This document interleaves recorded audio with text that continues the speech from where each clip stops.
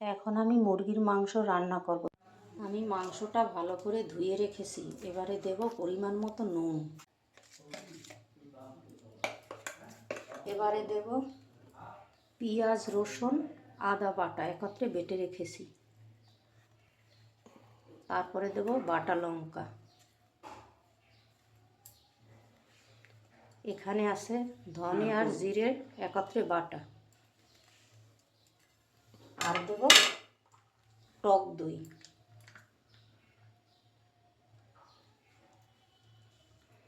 এখন আমি এটাকে 10 মিনিটের মতো মেখে ঢাকা দিয়ে রেখে দেব। ফোড়নে গরম মশলা দিয়ে দিলাম আর দিলাম তেজপাতা। এবারে আমি মেখে রাখা মাংসটাকে দিয়ে দেব।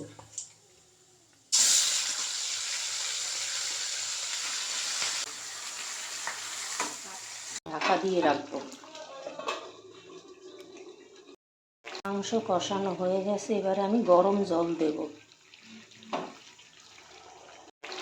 গরম মশলার গুঁড়ি দিয়ে দেব।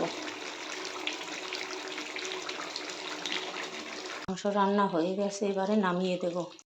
রান্নাটা কেমন হয়েছে তোমরা জানাবে কমেন্টে।